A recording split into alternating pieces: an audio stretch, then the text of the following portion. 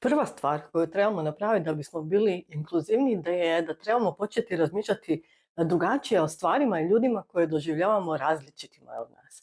Inkluzivnost se ne može dogoditi ako ne promijenimo način kako mislimo.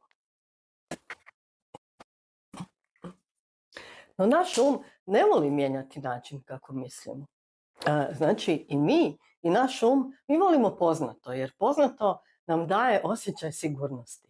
Osim toga, kad trebamo nešto odlučiti ili donijeti mišljenje o nečemu, prvo što nam se dogodi je da nam se aktiviraju postojeći obrasci razmišljanja.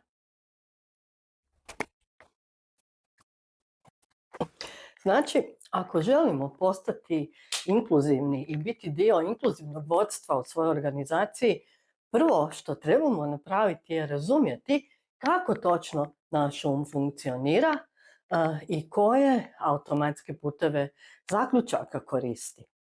Kako bismo ih mogli promijeniti i misliti bolje.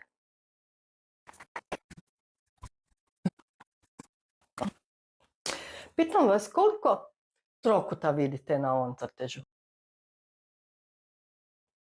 Ako mislite da ih vidite dva, ja vam mogu samo reći da sam nacrtala par linija i 3 kruga sa isječcima. I zapravo niti jedan trokut. No ono što naš u ovom crtežu prepoznaje su 2 trokuta. Jedan ovdje, drugi između ovih. Ovaj crtež se zove Kanidža iluzija i pokazuje nam još jednu stvar koju naš vrlo rado sam radi. Popunjava praznine kako bi ono što doživljavamo imalo više smisla. I usput, koje su boje bile moje naočale koje sam imala u ovom videu?